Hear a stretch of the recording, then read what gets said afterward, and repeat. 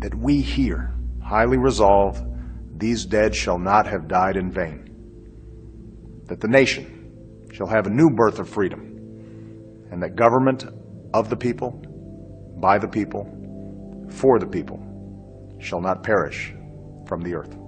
This nation under God shall have a new birth of freedom. This nation under God shall have a new birth of freedom. This nation under God shall have a new birth of freedom. This nation under God shall have a new birth of freedom. This nation under God shall have a new birth of freedom. This nation under God shall have a new birth of freedom. This nation under God shall have a new birth of freedom. That this nation under God shall have a new birth of freedom. That the nation shall have a new birth of freedom. That tells you that this war on Christmas is really the tip of the spear when it comes to a greater battle that's brewing. And that battle that's brewing is those who would want to take God out of our society, out of our culture, which will lead to ruin, as history has proven. Any country, any government, society that has kicked God out of the public square completely, it leads to ruin. Why would we go down that path when we know what would happen? So why did this happen? Our senior correspondent John Miller is with us. He's the former head of counterterrorism for the LAPD. John, what have you learned about the suspect? He is Paul Anthony Ciancia. He walks into the terminal. He's got the gun in a garment bag. He takes the rifle out. He opens fire, shoots his way through the checkpoint, going down a side, coming around the back, and he's focused on the TSA agents.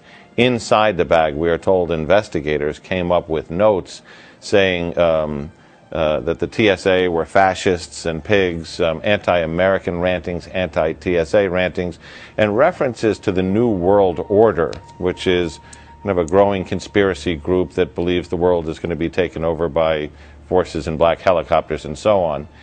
First up, it's all eyes on the sky. Live pictures now from Phoenix.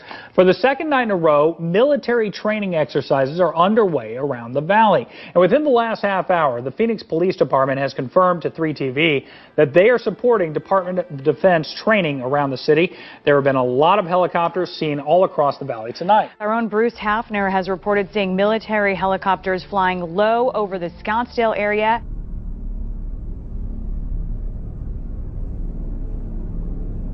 Dan Bongino, running for Congress in Maryland. And not because you want to, but because of the things that you've seen and the things that you know. Tell me what you think is happening with the government is being used as a weapon to destroy people right now.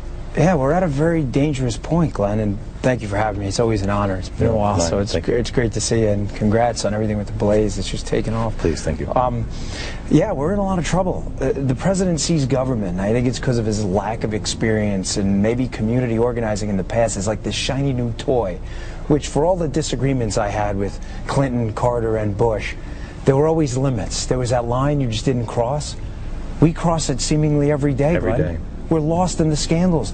The Jamie Dimon shakedown at Chase, the HHS scandal, Kathleen Sebelius shaking down the healthcare industry for money, the IRS. It's to the point, Glenn, where these scandals in and of themselves would be huge, backbreaking scandals, are just lost in the scandal fog in this administration. It's worse than people know. I'm not trying to scare you either. Tell me about the NSA. But with knowing you are Secret Service. Yeah.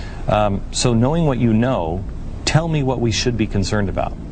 You give the government information, it will be abused. It is not a matter of if it'll be abused. Keep in mind, it's only a matter of when. But the bottom line is, having worked inside the government, it will be abused. It is only a matter of time. So what should we be doing? Because we ring the bell, we talk about it, we look at it, but it's not going. It's just not, doesn't seem like it's going anywhere, Dan. No, it's not. And the reason is, as I said, that with the Obama administration, that they're experts in losing you in the fog of scandal. This NSA thing is a back-breaking story. It really is. It gets at the very roots, I'm looking at your roots there in the grass, the roots of what liberty means. That flag means something. It's undermining the very principles by which made this country great. I know you're a believer. I'm a Christian. Jesus Christ, as far as I know, was the only perfect human being to ever plant his feet on this earth. We are all doing something wrong. Remember, when the key's held by someone else, liberty means absolutely nothing. That personal and private self are being evaporated. 200 military leaders out of their posts since President Obama took office. Why are we seeing this purge of some of our greatest leaders, and what effect will this have on our national security? A lot of these guys disagree professionally with the White House, and as a result, they're getting fired. Georgia restaurant owner who proudly makes it his mission to honor those who have served our country, now facing a fight over a U.S. flag that he flies at his establishment. Darren Miller says he was cited by the city for showing his appreciation to the troops. The city now, where it was a violation of in the right-of-way, now they're backpedaling a little bit, saying now it's a permit issue.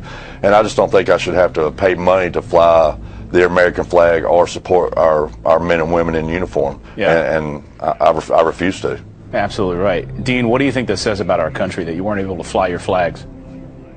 Well, I think, it's a shame. Should high school students say the Pledge of Allegiance before class? Well, according to the school district, no.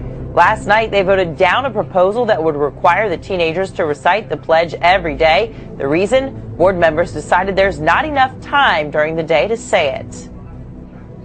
We felt that we wanted to make it clear that at the high school level, we do not, there's not always an opportunity to have the Pledge of Allegiance spoken every day. This is why people don't understand what we're fighting for. When we talk about current events and we talk about these issues and what we're looking to preserve, they can't tell you because they can't even recite the Pledge of Allegiance. Proud of his 20-year military service and his 10 years of work at Dameron Hospital, Boots Hawks says he's not afraid of expressing his beliefs. I believe in America, and I believe in God so strongly, and I believe that America needs the blessing. The phrase, "God bless America," has been in Hawks' work email signature for more than a year. But just days before Veterans Day, Hawks says the hospital asked him to remove it. He says he did remove it before he sent another email. Yet the next day, he was called into the office. I was going to be put on administrative leave immediately, and this was last Friday, right before the Veterans Day weekend. In the end, Hawks just wants to be able to put "God bless America" back on his email signature. Meanwhile, an American soldier fighting for faith after an army briefing slaps a hate group label on a well-established traditional Christian ministry. That's right. The presentation linked the American Family Association to hate groups such as the Ku Klux Klan, neo-Nazis, Black Panthers, and the Nation of Islam. The soldier was so enraged, the fearful punishment for his own Christian values, he reached out to our own Todd Starnes. Yeah, this happened out at Camp Shelby in Mississippi, and the soldier was part of 50 active duty and reservist troops that had to attend this mandatory session. And in this session, they certainly did label the American Family Association, which is a well-respected Christian ministry, as an example of a hate group. And this soldier snapped a photograph that he sent me.